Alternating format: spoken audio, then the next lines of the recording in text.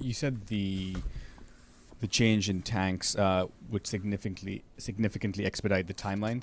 What was the original timeline, and how much faster are they going to move? And then I have a separate question. Yeah, great, Eders. So we never got into the specifics, other than to say we were projecting it would be probably over a year or so before we would have been able to deliver that A2 variant. And so, again, this approach will allow us to get that combat capability them quicker. And then separately, have you seen the Russians pick up any pieces of the downed drone in the Black Sea? And secondly, Britain today said that they were going to send munitions with depleted uranium. Is the U.S. sending any munitions with depleted uranium to Ukraine? Yeah, so on your latter question, not to my knowledge, we are not.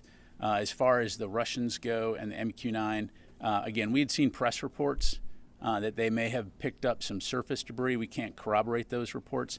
To the best of our knowledge, as I've mentioned previously, it's our estimation that the MQ-9, when it crashed, went very deep and has not been recovered. Okay, let me go ahead and go over to Tony. Can we play a little bit more? Can we walk through the details of the tank a little bit more?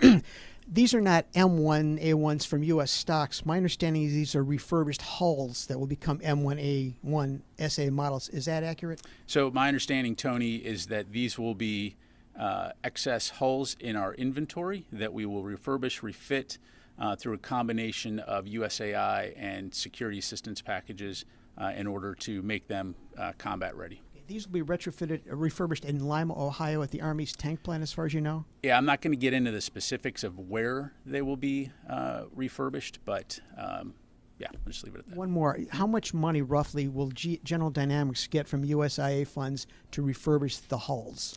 Yeah, so the initial announcement in January was $400 million for the USAI. We'll come back to you with any updates on the overall total cost, but at this time I don't anticipate it would be very much beyond that. Thanks. Warren. Two questions. Back when the tanks announcement was made in January, your colleague Sabrina Singh had said the U.S. doesn't have these tanks available in U.S. stocks. What changed? Did the U.S. find more in stocks that you have these in excess? And the second question relates to the MQ-9 encounter with the Russians last week. The U.S. has resumed drone operations over the Black Sea since then, but has there been any change or adjustment to those operations that you can speak to? Yeah, thanks, Warren. So really, what to put that into context, what we were talking about at the time was whether or not we had M1A1s that were going to roll off, or M1s in general are going to roll off the line, ready to go forward. So we're talking about a different thing here, right? We're talking about refitting, refurbishing these hulls to make them ready on a quicker timeline for Ukraine. As far as Black Sea operations go, you are correct. We are continuing to conduct operations over the Black Sea. Flying in international airspace in accordance with international law, wherever it will allow us to do so. I'm not going to, for operation security reasons, not going to get into the specifics of routes, missions, timelines, and things like that, but we are continuing to conduct those operations. Qasim.